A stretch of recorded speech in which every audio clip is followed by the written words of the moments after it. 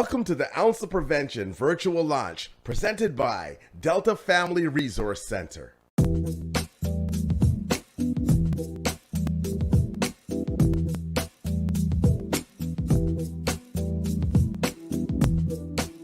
Here are your hosts. Kemi Jacobs, Executive Director of Delta Family Resource Center. Nicole Waldron,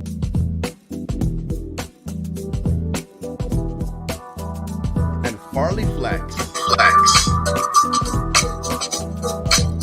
Today's special guests are John Tory, Mayor of the City of Toronto. Jill Dunlop, Associate Minister of Children and Women's Issues. Shauna Coxon, Deputy Chief of Toronto Police Services. Zia Brown, Director of Think Twice. Ounce of Prevention is brought to you by Public Safety Canada.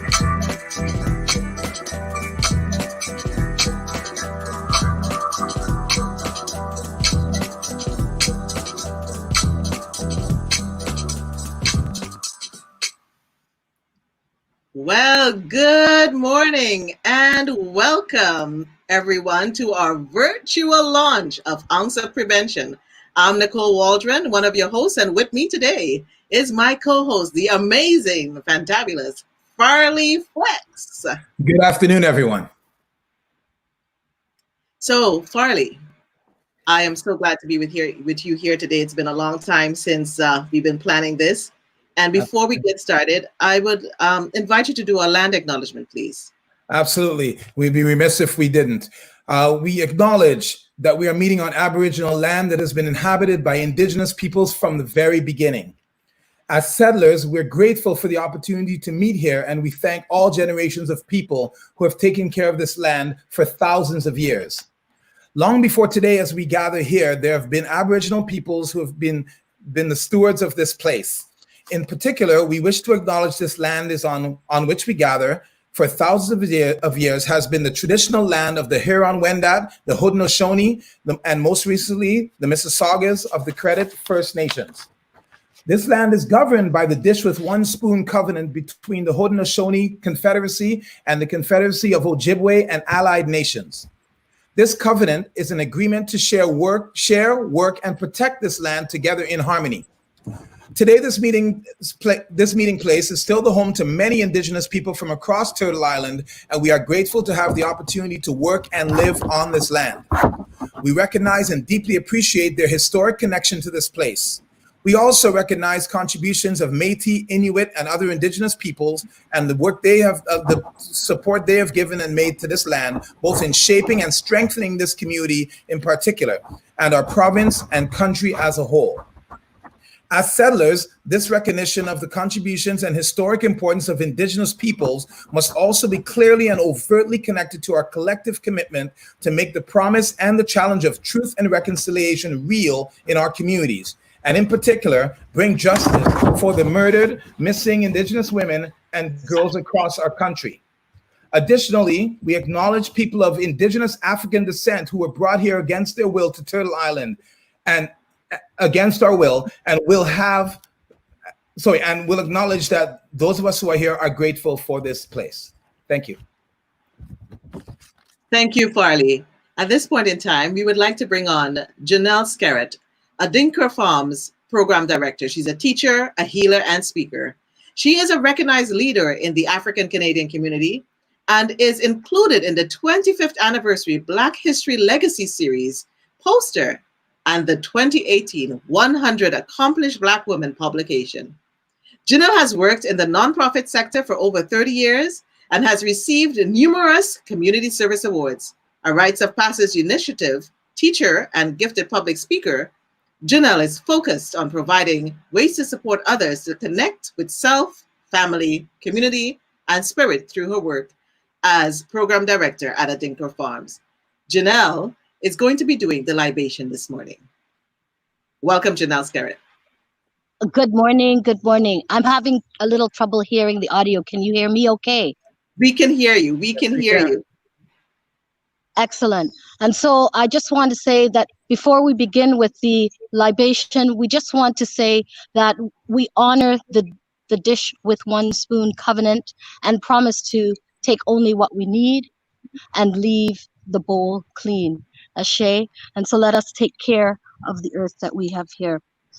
Today I'm going to pour a libation and I'm going to say it in both Twi and in English.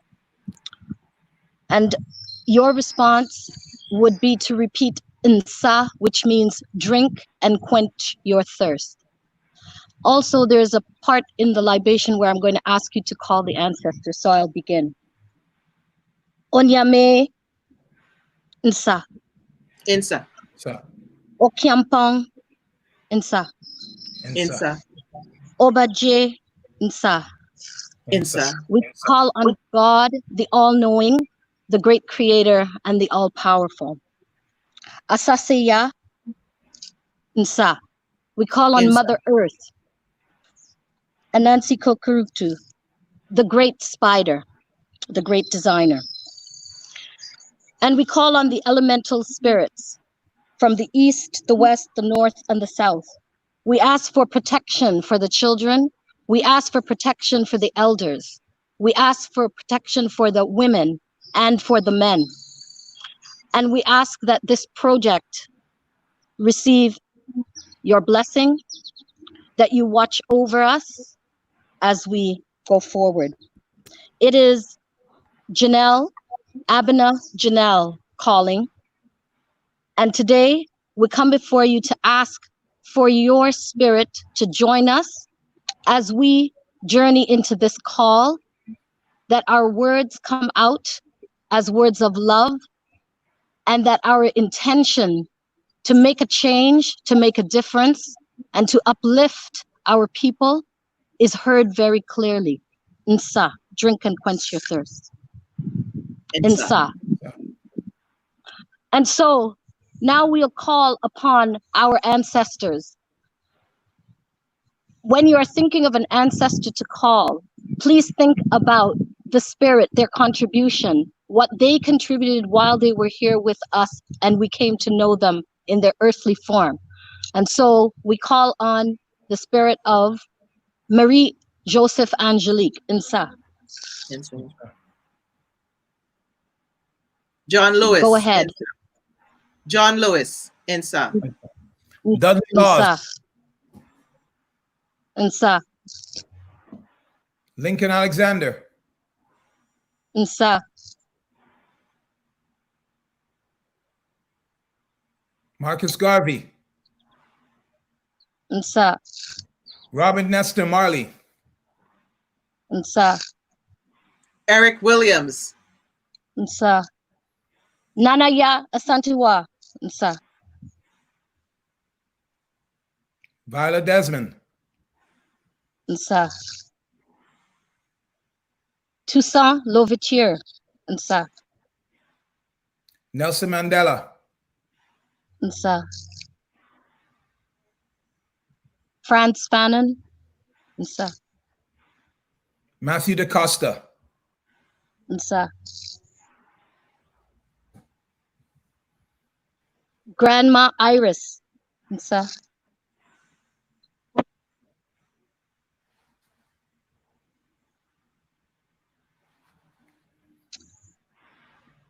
And so we ask that this project receive your blessing, receive your watchful eye, that you guide our steps, that you take us on this journey that you began and that is one of self-recovery for our people.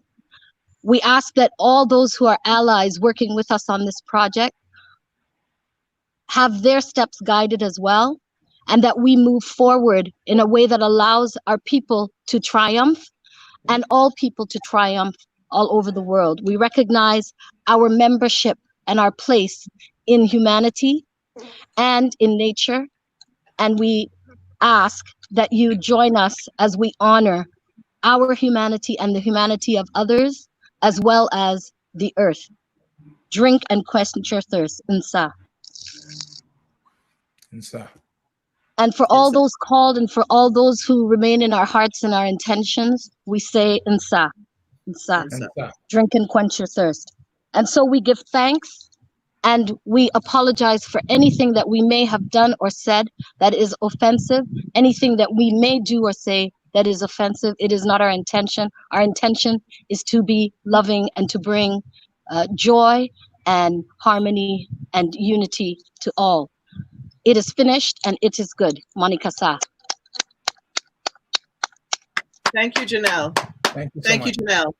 Today we are pleased to have you all with us on this virtual stage. And as we all get accustomed to this virtual stage, we pray and hope that there will be no technical challenges, but we are ready for anything. We have been planning this event pre-COVID, and the delay caused us many sleepless nights, as we knew we needed to get this information on this very important program out to you, into the community. Thank goodness for technology, for we have had to pivot and step up our game. We wish we could see you all in person, and hopefully we will soon. However, we are truly excited that you've taken the time out of your schedules to be with us today online. I would like to welcome all the dignitaries that have joined us, our speakers, you, our community partners, and the media. Farley? Thanks, Nicole. It is extremely exciting on this day as we launch the new initiative with 5 organizations in the Black community, which I am proud to be part of. What we're doing here is going to provide much needed support for many of our youth and their families now and into the future. I'd now like to welcome our first speaker, Ms. Kemi Jacobs, as she presents the program overview, the partners, and government. Thank you, Farley. Good afternoon, everyone. And on behalf of Delta Family Service and our partners, I say welcome, Akwaba. And if there's one thing that I want you to leave here with today, is the message that if you're a Black or racialized youth in conflict with the justice system, an ounce of prevention is here to help you and your family. But I'm stepping ahead of myself. Let me give a true African greeting and acknowledge all of the partners who are here.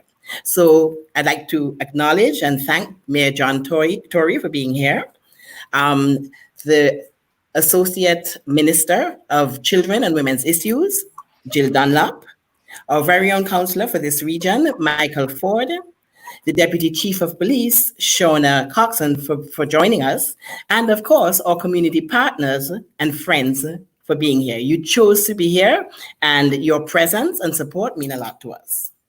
We'd also like to acknowledge Public Safety Canada, who gave us the funds to realize our dream of Oz, which is a culturally relevant wraparound service for Black and marginalized youth and their families. Without their support, this would not be a reality. I'd also like to acknowledge our fearless leader of the program, Ken Williams, who is the program manager. And we call him the gardener because he has carefully tended this program and has an amazing team of workers who you will meet when you look at the video, the short video at the end of my presentation. But let me go on. We begin by talking about the partners. Now, this could not have happened without a group of agencies. So Delta is working with 4 partners: FYI, For Youth Initiative, Somali Women and Children Support Network, Urban Resolution, and Think Twice. I'm delighted that most of them are joining us virtually today. And should you need to have interviews with them later, Convo Media can arrange that after today's launch. So let me answer the burning question: why Oz?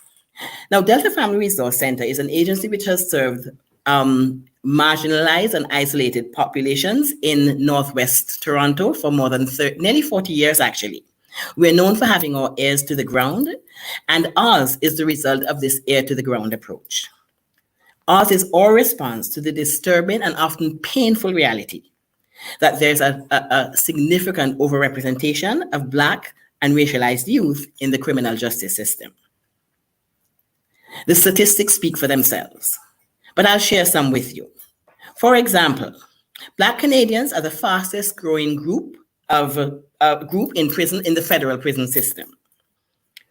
African Canadians are only 3% of the population, but they're 10% of the population in federal prisons. There's 70% more Black Canadians in federal jail now than there were 10 years ago. So things are not getting better. John Howard did a study some time ago, and of 10,000 arrests in Toronto, Blacks were 50% more likely to be taken to a police station for processing, and they were 100% more likely to be held overnight than whites, despite previous records, etc. When given bail, conditions were often much more onerous. Finally, Blacks in Toronto are 20 times more likely to be shot dead by the police. So the figures speak for themselves. This disproportionate representation is a reflection of the pervasive impact of anti-Black racism on our communities. It's also an impact of the fallout from economic and social disparities in our systems. And that is why Oz, and that is where Oz comes in. The services provided by Oz can be life-changing. They help youth between the ages of 15 and 29 and their families. I can't stress the and their families enough, because youth don't exist in isolation. Navigate the complex and often intimidating criminal justice system. We provide services through the continuum of contact. When they're at risk and not in conflict with the law. We also provide services when they are in contact with the law but not detained, when they're detained, when they're convicted, and when they get out. Our team of 12 consists of 4 youth justice workers, 4 pre-release and reintegration workers, 2 family counselors, and we have public education and a manager, of course. They provide a wraparound service, which we, working with partners in the Caribbean, you can tell where I come from, in the community, support families. So our services include free counseling. We provide referrals and connections to other agencies.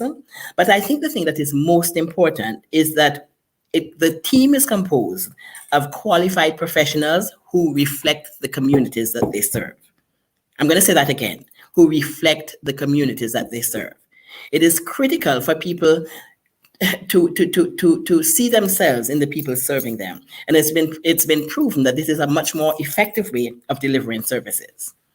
So I will end by saying I am really proud to be here with our partners to launch Oz and leave you with the goal of Oz, which is to create a Toronto where the future of Black and racialized youth is not determined by conflict with the criminal justice system. We invite you to work with us to make this a reality. Now, we've spoken a lot about Oz, but a picture is worth 1,000 words. So we're going to show you a very short video, 3 minutes, showing Oz, and you'll get to meet some of the amazing staff who deliver this program. Thank you.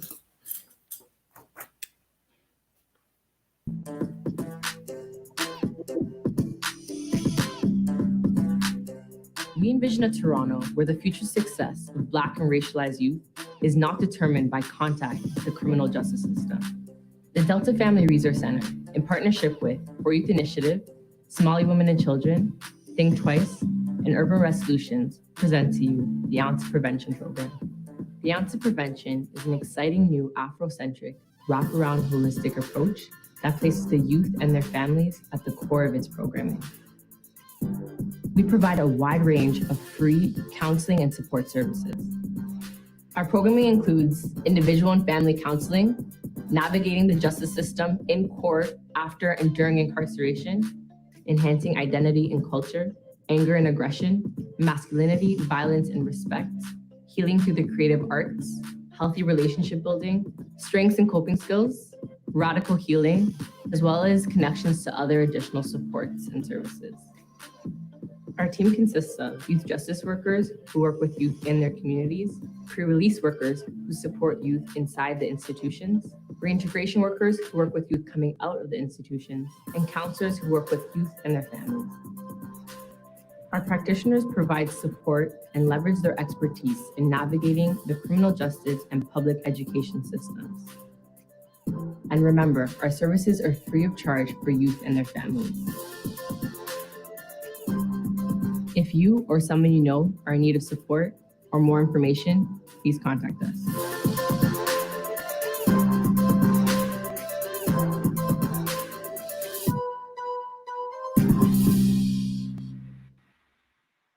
Now, isn't that exciting? Now, if you were in front of me, I'd say give a round of applause, but I'm going to just ask you to, show your heart, show your smiley faces, put your comments in the chat box and let us know what you think about what you've heard so far. Kemi, I commend you and your team. I know I speak on behalf of the community. I come in as someone, as an event planner and as your host this evening, and I am just truly thrilled by what I am hearing here today. And the fact that 5 organizations have come together to do this work, responding to the call with the overrepresentation of Black and racialized youth in the criminal justice system. I can see, and I know we can see together, you are helping to create a Toronto where the future of Black and racialized youth is not determined by contact with the criminal justice system. Now, before I introduce our next speaker, I would like to read you a message from the Honorable Bill Blair, Minister of Public Safety and Emergency Preparedness. The Minister is unable to be with us here today. Building a safer society begins in our homes and in our streets. The Government of Canada continues to invest in evidence-based, community-led projects that make a real difference in the lives of marginalized communities. The Ounce of Prevention Project is a great example of how organizations can join forces to build safer communities. He is pleased to see the work being done by the Delta Family Resource Center and their partners, which is providing critical support and resources to Black and racialized youth and their families in the Greater Toronto Area. Minister Bill Blair. At this time, I would like, and I am excited to bring on our next guest, our fearless leader of this amazing city of Toronto, His Worship, Mayor John Tory, to bring his remarks. Mayor Tory. And if we're freezing a little bit, here we go, Mayor Tory, welcome. Hopefully you can hear us okay.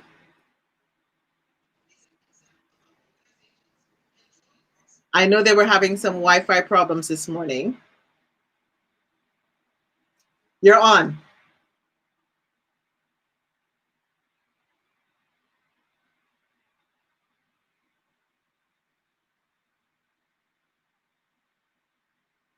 That's okay, just a little bit of delay. This is when we're in virtual world here.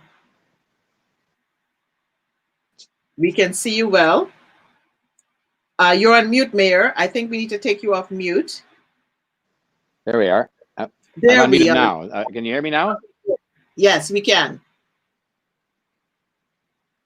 Okay. Well, first of all, Nicole, thank you. And I wanted to say to you and to Farley and to ministers and to Councilor Michael Ford and to Kemi in particular, that was a short but very impactful presentation. I hope I'm not messing around too much with my camera here, just trying to get myself properly seen. But first of all, I want to say thank you to Delta, because Delta, together with help from the governments, have brought us together. And that's when we do best, in our city, in our province, in our country, when we come together. And it's the organizations like Delta and the Somali, Women and Children, Think Twice, to create a program, Ounce of Prevention. And why do we need these programs? Well, we need these programs because what's going on at present is not right. It is not right. How can you possibly explain that 3% of the population represent 10% of the people who find their way to being incarcerated? How can you explain that there are 70% more African Canadians incarcerated today than there were 10 years ago? And on through the statistics that we heard from Kemi. And that's proof positive of something that isn't right. But then when you say, all right, it isn't right, what do you do about it? It's a system that isn't working. And it's not working in many respects. It's not working because it is fundamentally unfair in its result for African Canadians, for Black young people.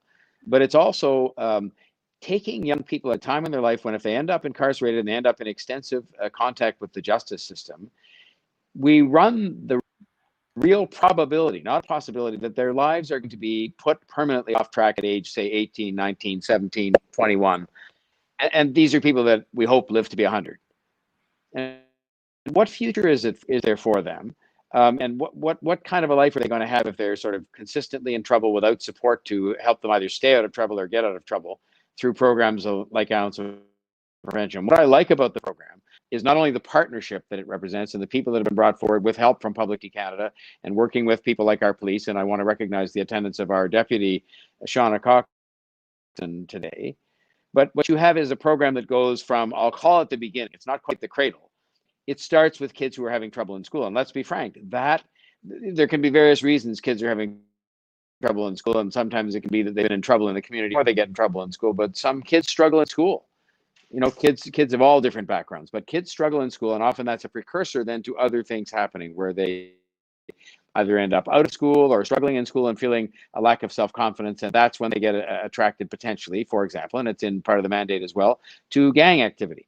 And once they get into the gang activity, they're asked and challenged to do things that cause them to get into a situation where they can be in front of the justice system and incarcerated. Basically, we're kind of warehousing people and not making any real effort to ensure when they come out. And Chief Saunders has educated me on this. You know, that if you don't try and turn people around while they're incarcerated, with the real goal being to keep them out of incarceration, but if you don't work at those who do get incarcerated at trying to turn their lives around and give them something else more positive to do and have some confidence and hope in when they get out, then they're going to go back to the activity because they don't know anything else, and they get brought back in by those who would want to lure them back into that life. So I like this program because it goes to every stage of this. People who may be struggling in school, people who may be struggling in the community, people who may be, tempted to be in gang activity, people who get into association with the justice system, and people who actually end up getting incarcerated, to work on that period of time as well as to what you do when they get out.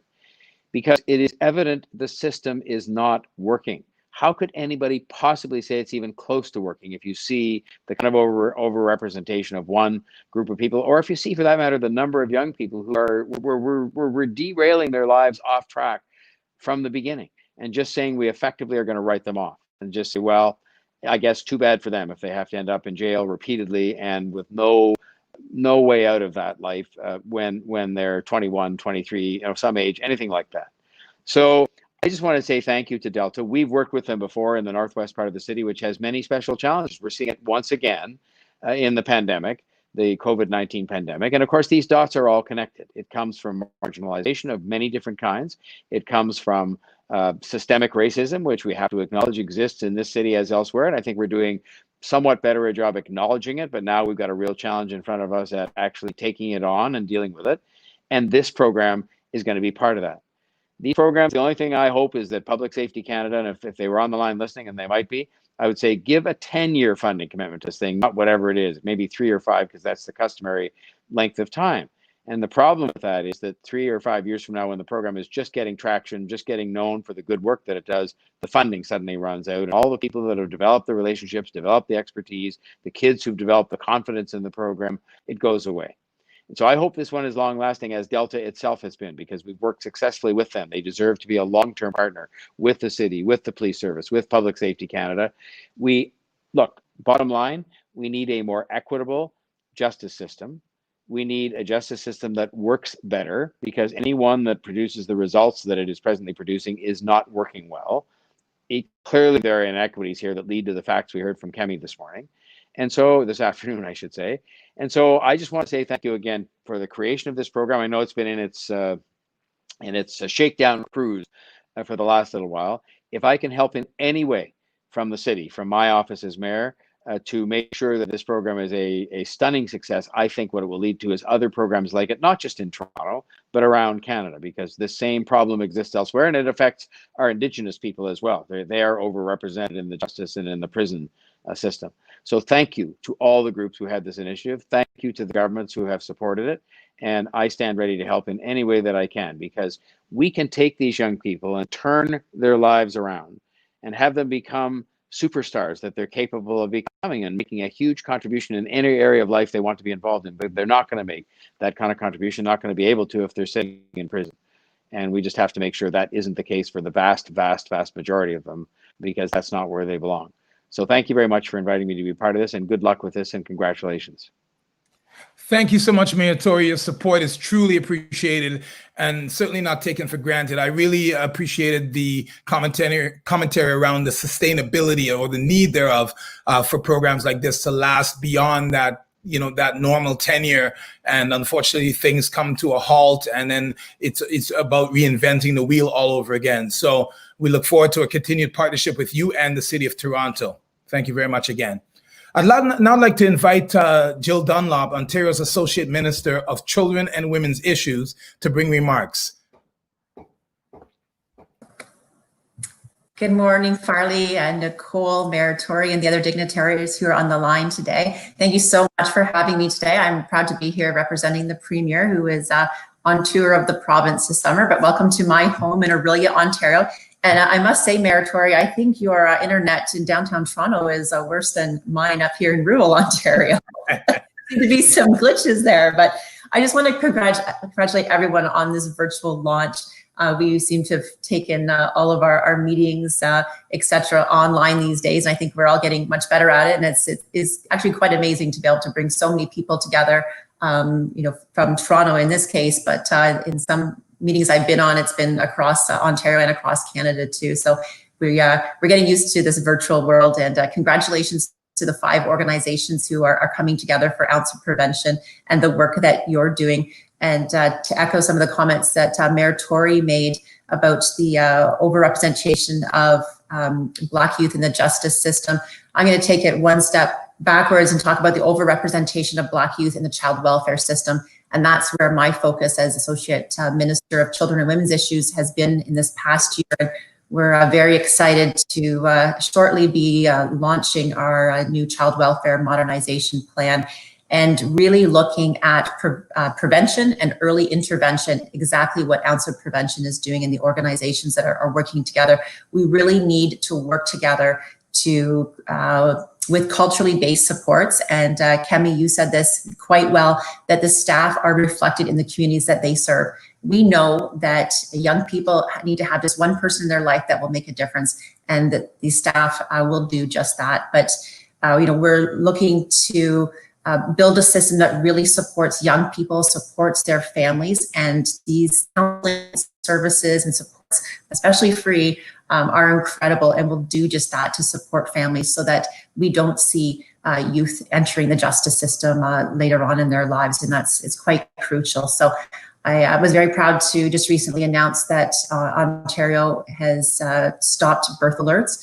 That was never a policy of government, but it seemed to be happening, and we know that it definitely is a systemic racism here in Ontario, and that is one step that we are doing to remove that in the child welfare system as well, and to provide the supports around those families and wraparound supports to keep families together so that we're not seeing our youth enter into the criminal justice system later on in life. So I just want to congratulate everyone involved in this initiative. I can't wait to see how you grow, and I would love to play a part and be involved. And please reach out to us at any time, and we will be there, and look forward to the incredible work that you're going to do in the communities. So thank you very much. Thank you very much, Associate Minister Dunlop. We really appreciate your comments. I like the alignment that you drew between our child welfare system and similar to obviously what Mayor Tory said in terms of early years in school. We both know, we've heard of the classroom to prison pipeline. We certainly know that youth in care have a steeper challenge, if you will, to become productive members of society. So thank you for your comments. At this point, we'd like to now welcome Shauna Coxon, Deputy Chief of Toronto Police Services. Deputy Chief Coxon, the floor is yours. Good morning. I want to thank you so much for having me here this morning, and special thanks, of course, Farley, Kemi, Nicole, and the other dignitaries who are here today.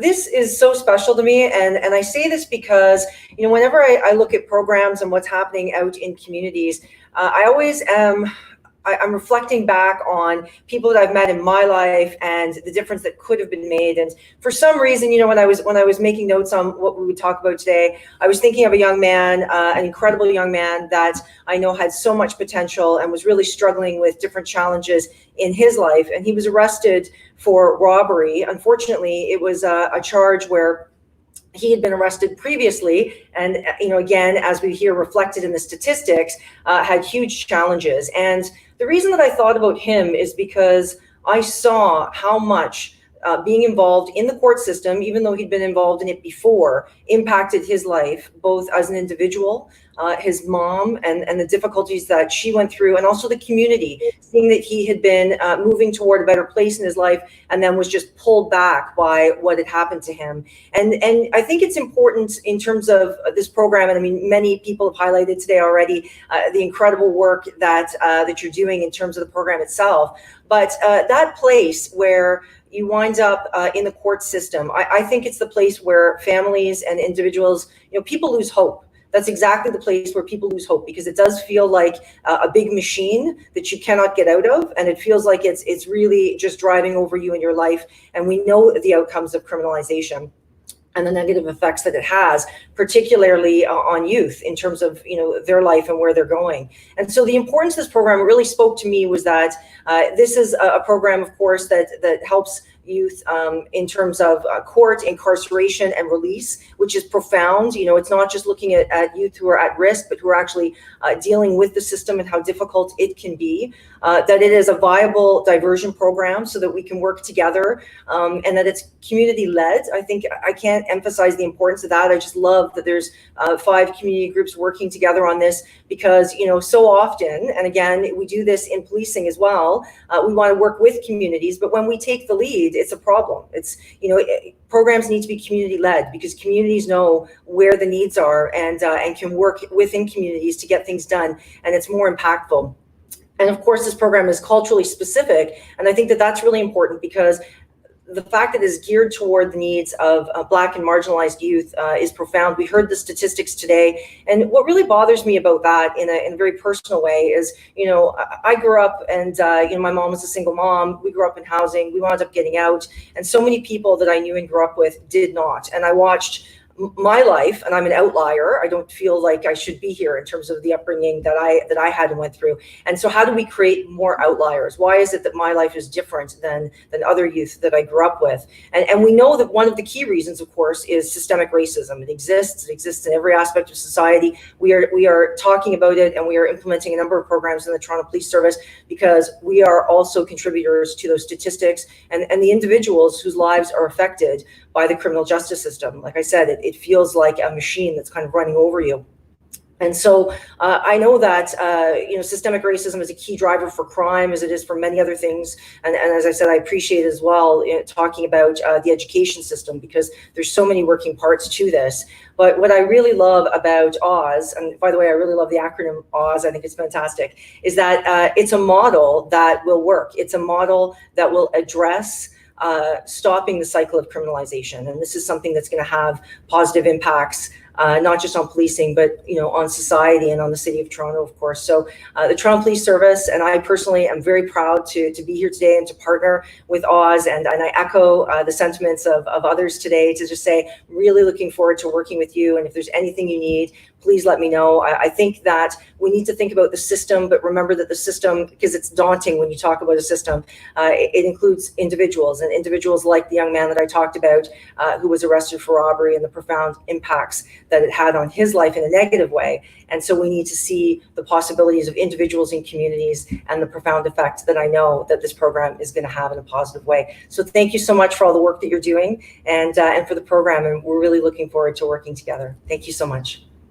Thank you very much, Deputy Chief Shauna Coxon, for taking time to bring those remarks. I'm glad the name of the organization and the project resonate with you in terms of Oz. For those who may not know, Oz is the abbreviated description of ounce of prevention, which comes from the old adage, which is an ounce of prevention is worth a pound of care.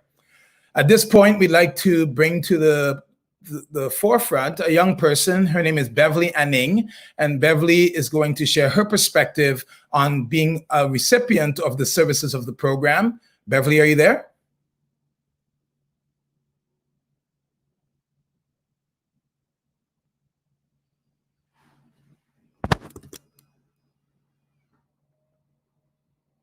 Do we have Beverly? Hi, Farley. I'm so sorry. I have to interrupt your broadcast for a minute. We had a little glitch. Right now, we'd like to bring on Councilor Michael Ford to speak and bring remarks. He was able to get online. So, Councilor Ford, welcome to the Alcohol Prevention Launch, and we're so glad to have you here.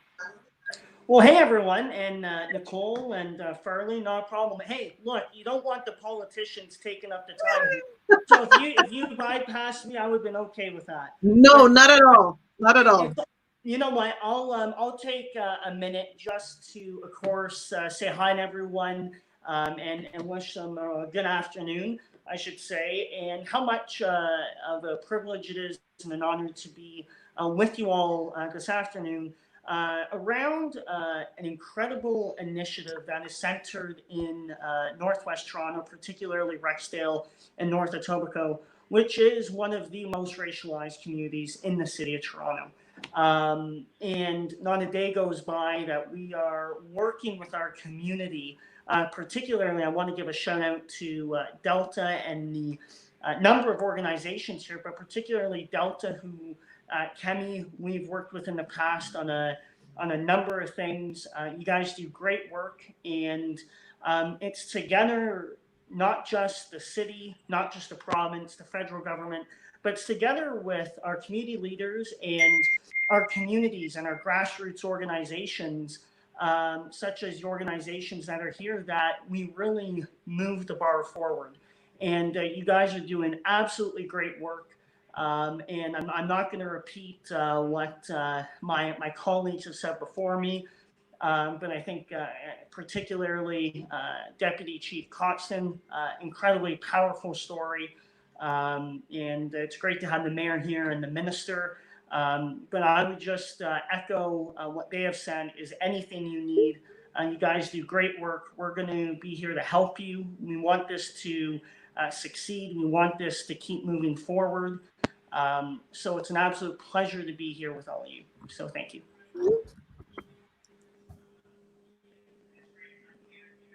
Councilor Ford, thank you so much for bringing your remarks and being here with us. I know you have a busy day, and the fact that you took the time, we really treasure you, and we really treasure the work that you're doing in the community. I know it is tireless. Thank you so much. At this point in time, we are going to bring on one of our partners, and I'm going to bring Farley back online with me because I don't want to be alone right now as we deal with our technical virtual launch. Sorry if you're seeing me blurry. I hear you're seeing me blurry and my green screen is doing something, but hey. You have an entirely new head shape, but your beauty still resonates, so not to worry. Oh, I love it. So our next speaker is somebody I am looking forward to hearing from, and Farley's going to do her intro. She did let us know that today her camera is doing something wonky. This must be something so important for the community that the cameras want to act up this morning. But we're going to hear from Zia. And Farley, I know you know Zia well, so I'm going to let you do the introduction of the great Zia. Absolutely. And as been shared throughout the presentation, there's a team of community organizations that have come together in a very, very healthy collaboration to address, the path to, or the involvement of our youth in the criminal justice system from a prevention, intervention, and reinvention standpoint.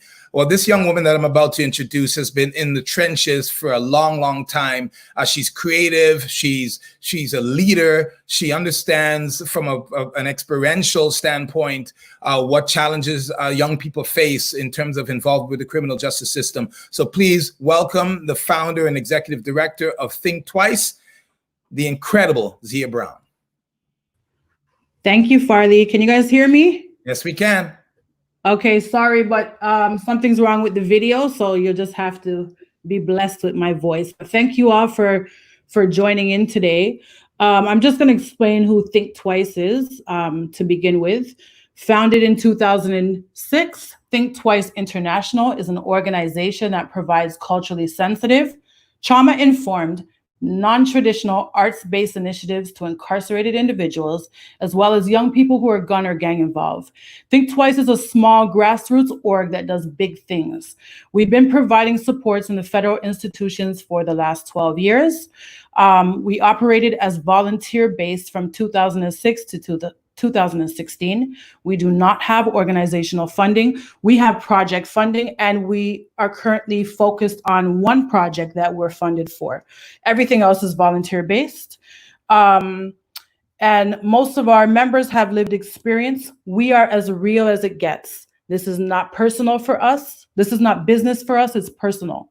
It is our people who are dying and our people who are locked up.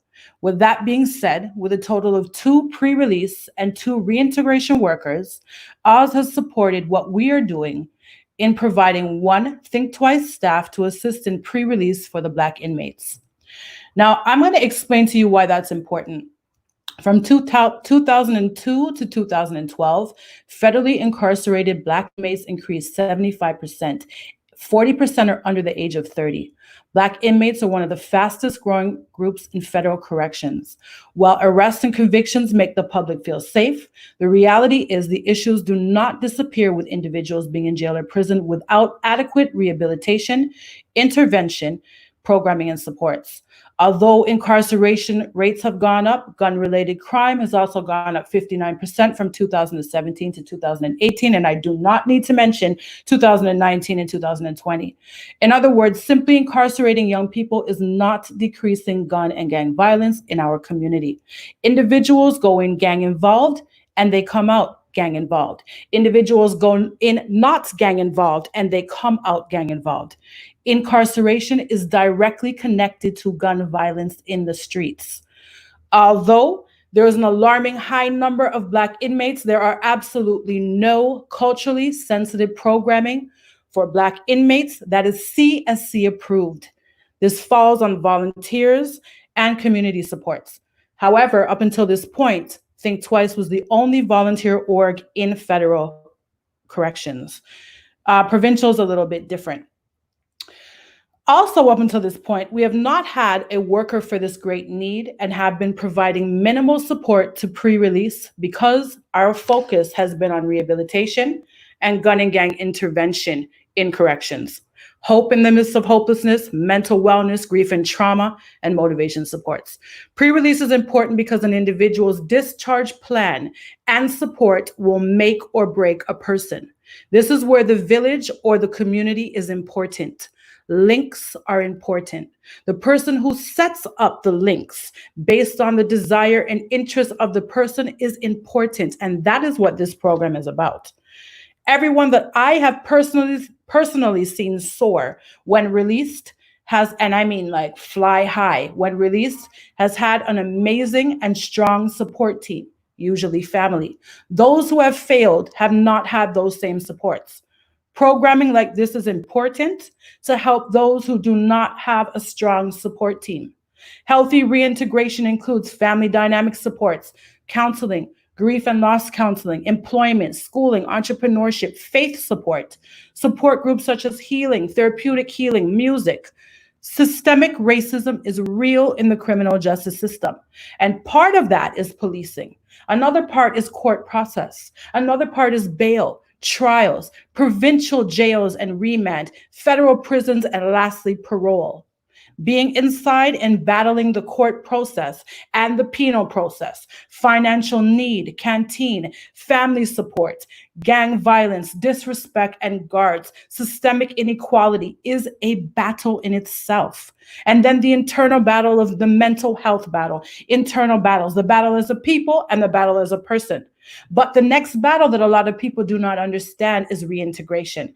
Many do not understand that once you've gotten used to the politics inside, once you've hardened your heart, once you've mastered survival mode and you come back out into this world of so-called freedom, post-traumatic stress disorder does not go away. Being institutionalized does not go away. Family dynamics change, rejection, financial hardship, and the face past changing world, not being able to keep up. Many people go back to prison because it's easier to be in bondage, the bondage of the mind versus the bondage of the body.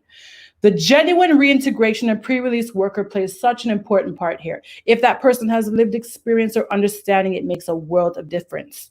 With the pandemic, although it has halted our programming inside, the demand for supports has doubled outside.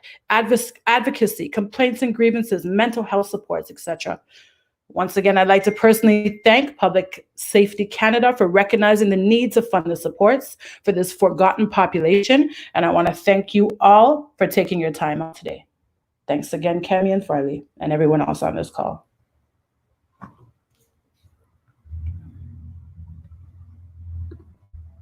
Can you guys?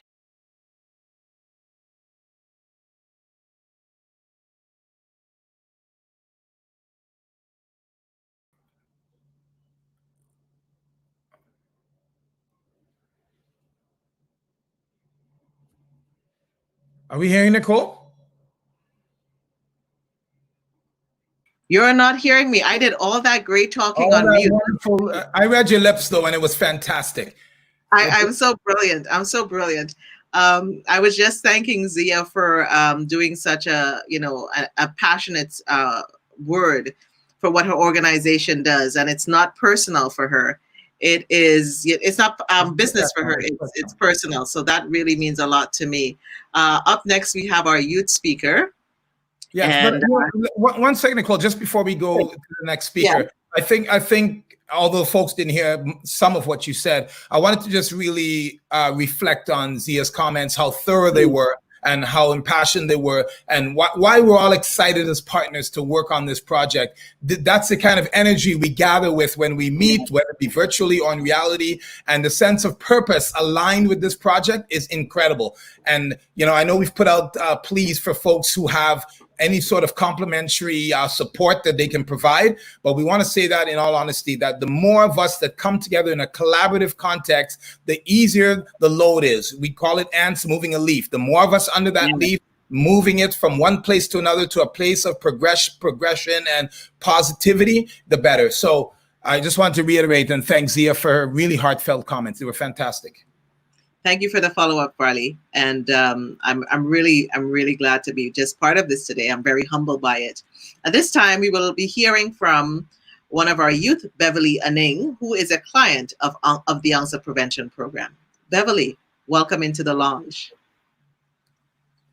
Hi. Beverly. We can barely see you. You need to do something with your camera. Come up a little, bring your camera a little down so I can see you. I see your beautiful eyes. So there you go. All right, there you are. Bring it back. You guys still can't see me? Yeah, whatever you see is what we see. So if you don't see your entire face, that means we don't either. Oh. So make sure you see yourself. You're live now, Beverly. Oh, there you are. There we go. Right awesome. Right there. Awesome. How are you, Beverly? Can you hear us? Yeah, you guys are like in and out.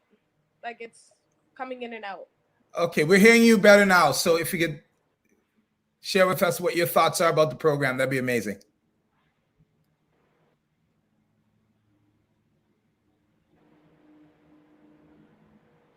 Oh, I think Beverly's you guys having are coming in and out.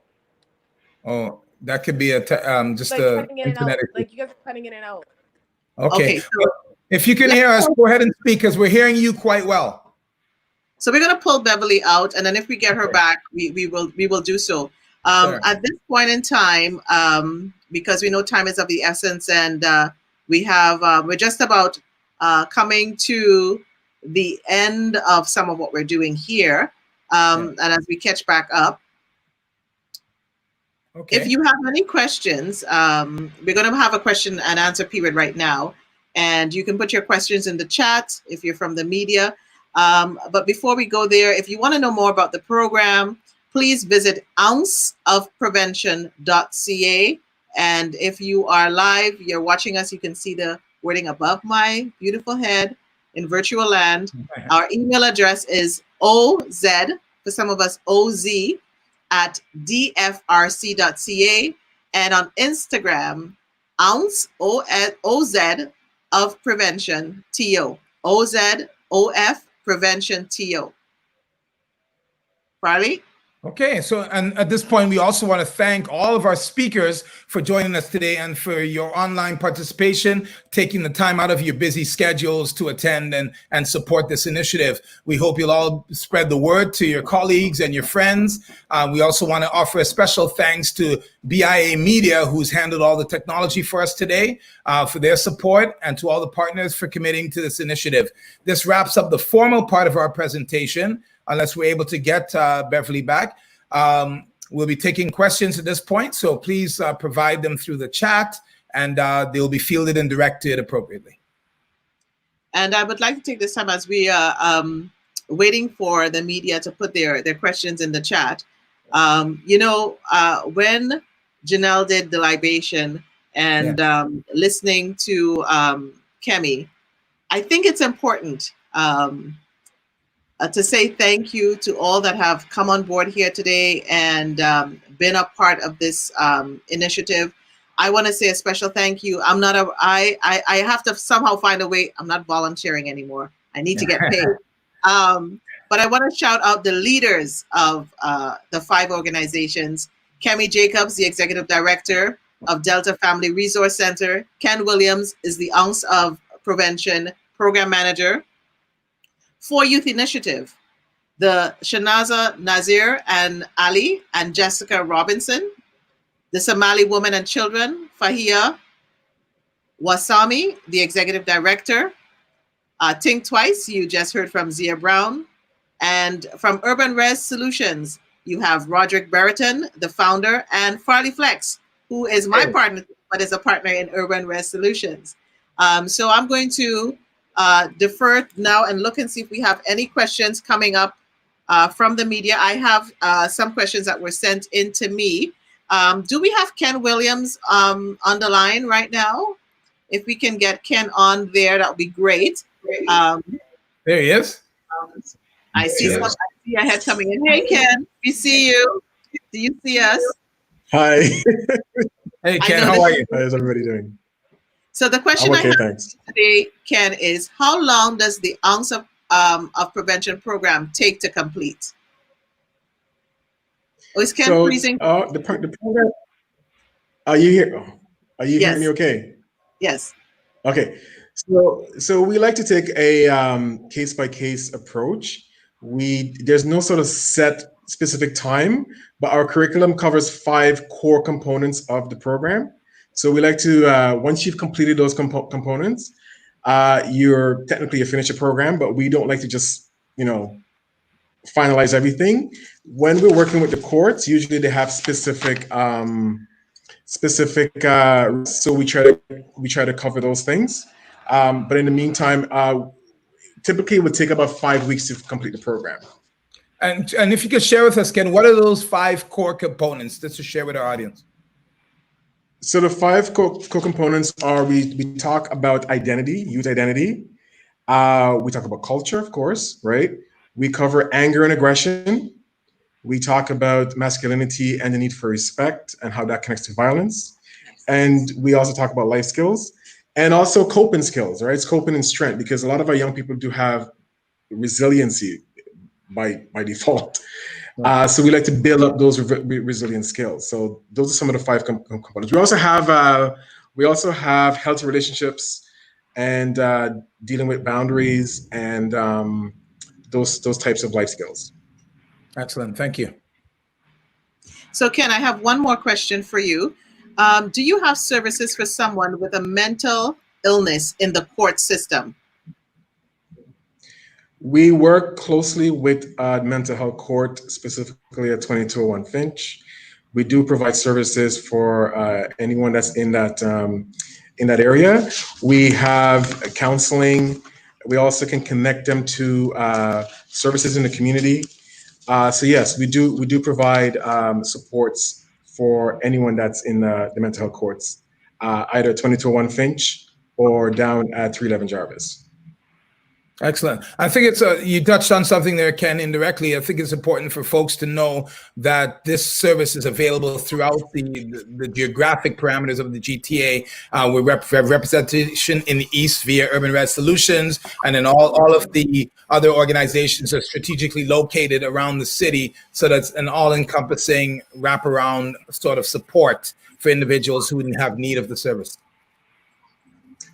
Correct. Yes, we do cover right across the city. Yes, correct, Carly. Any questions? Okay. Yep. How can I sign up for your program, and where can I find out more information about Oz? So signing up for a program is very easy. We have 3 main ways you can sign up. You can email our website, and there is a referral form that you can complete, and you can send it into the Oz at DFRC website. You can also call the number, which is 647-395-3737, and you probably speak to me. You can also work. Most of the workers in the courts and in other programs are aware of our programs, so you can also connect with them, and they will connect with us. Ken, would you mind repeating the phone number again? I think our technology gurus will be able to put that on the lower third of the screen. Yeah. If you could just say it slowly and have them post it. Sure. I'll go a little bit slower too. So it's 647-395-3737. Thank you. I got one from YouTube. What are your prevention programs that you promote? What are prevention programs? It says what are your prevention programs that you promote? So for instance, okay, so public education. Yeah, Farley can maybe join in. Mm-hmm. Yeah, certainly. Public education. Go on, Farley. Yeah. Sorry. So I was just going to say that in terms of urban res solutions, my business partner, Roger Brereton, and I, we consider ourselves specialized in terms of public education and outreach to young people.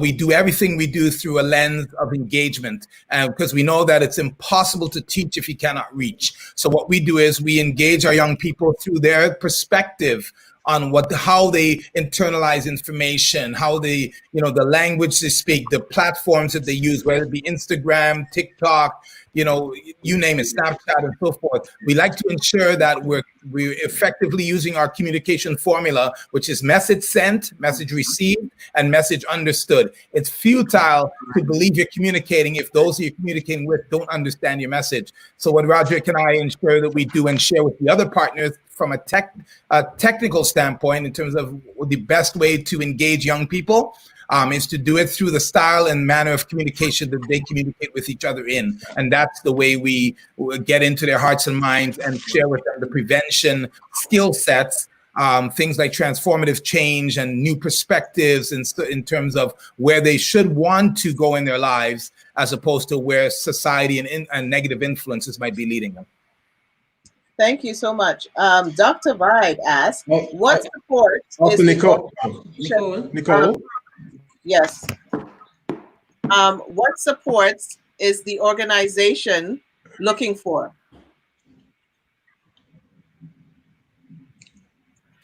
Is Kemi available? So in terms of Yeah. Mm-hmm. I mean, okay.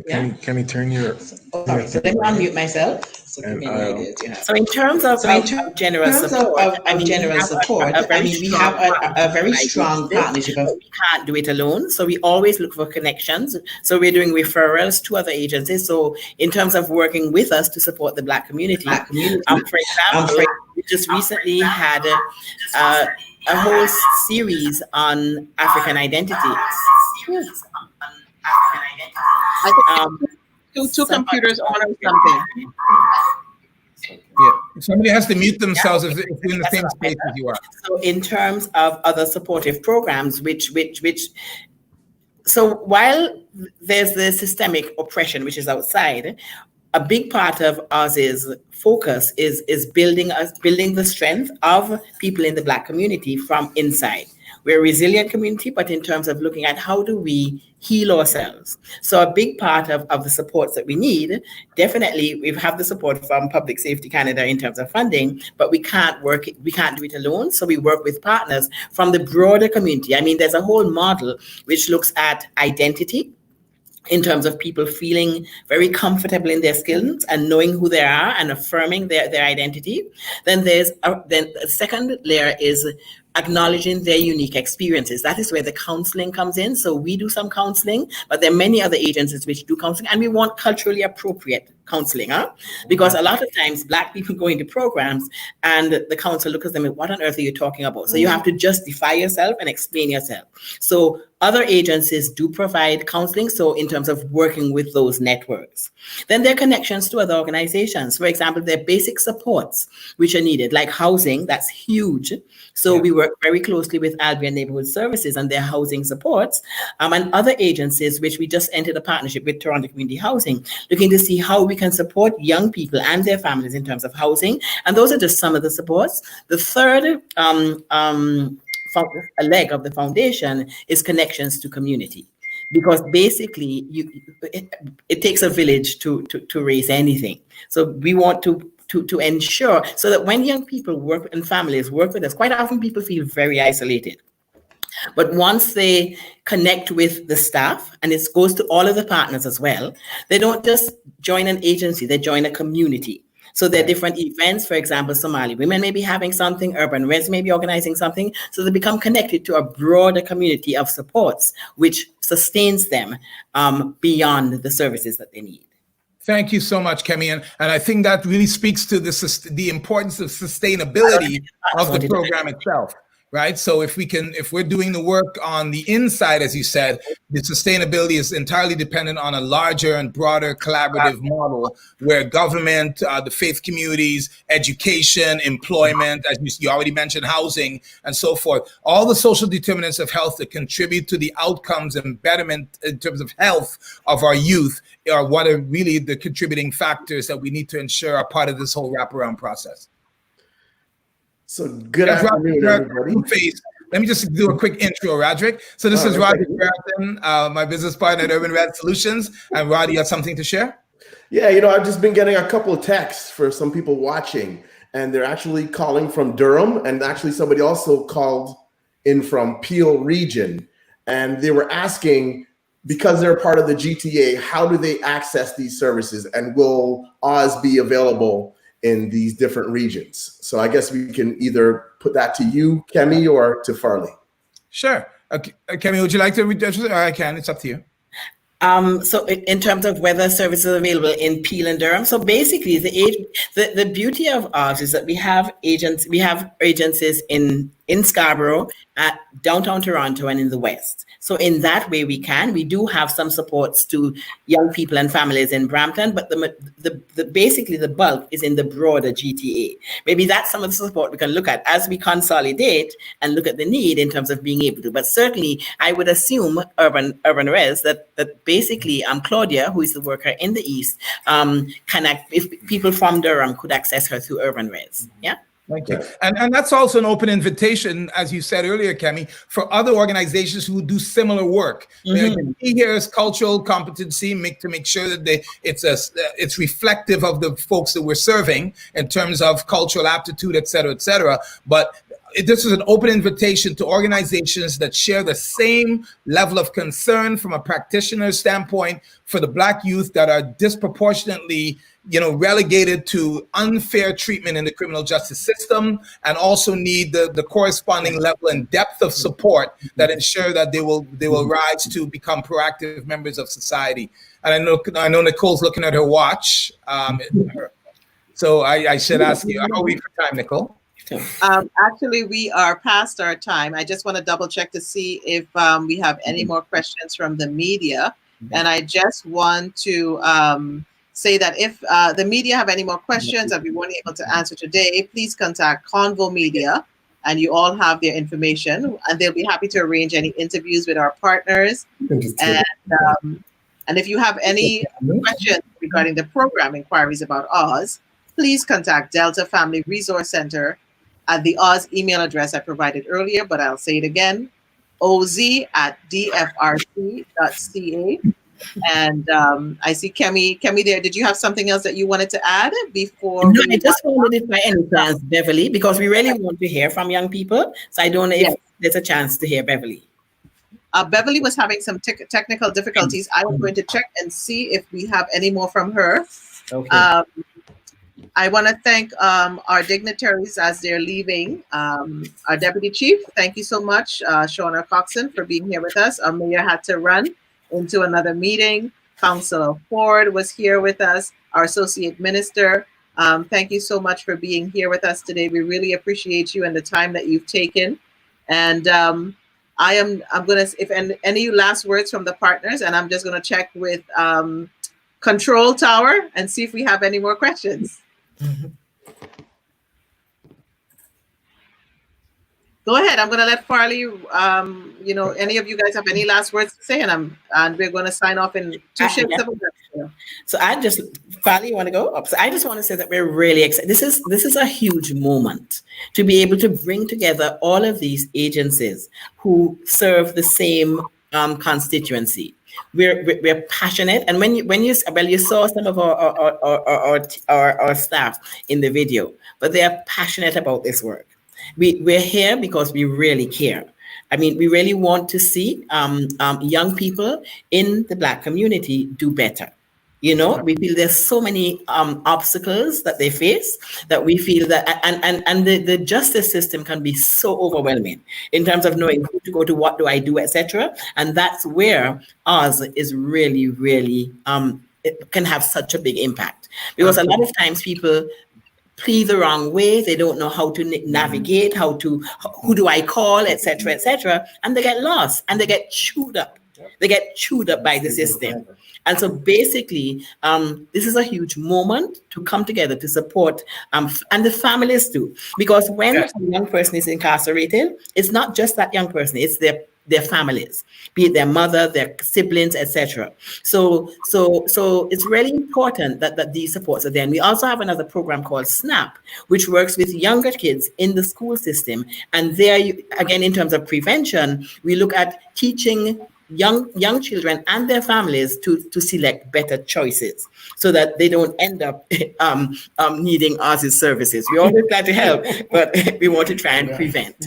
Absolutely, and that's exactly what it is. The prevention is the critical aspect of things to mitigate the outcomes, the undesirable outcomes. Yeah. I think you touched on something, Kemi, that I want to just echo again. The families and the bystanders, the people who have the ear of the individuals who are on a path to any sort of these types of criminal justice interactions who are currently in. It's about how we wrap around with love and compassion and care and a sense of persistence that is undying, because we know it's colonization, we know it's the transatlantic slave trade, we know it's anti-Black racism, we know it's institutionalized and systemic racism that has us where we are, but we are not that. That's just what has contributed to our present day story. But let's go beyond that. If you go back historically, we're a people of greatness. And what we're not asking to surpass anyone now, we're just asking for an equal playing field where there's no disproportionate disadvantage to who we are, the opportunities that we deserve,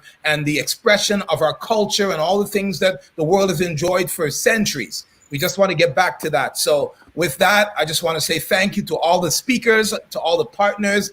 We have one more question, Farley. One more question. Last question for the day. And this question just came in through YouTube. How do you get a referral? Do you need a referral to get to use the UNCSA prevention program? How does someone, access this? I know we answered it briefly before, but I think someone thinks that there may be a referral process. So, sorry, over here. Yes, you do need a referral. It's available on our website. A referral form.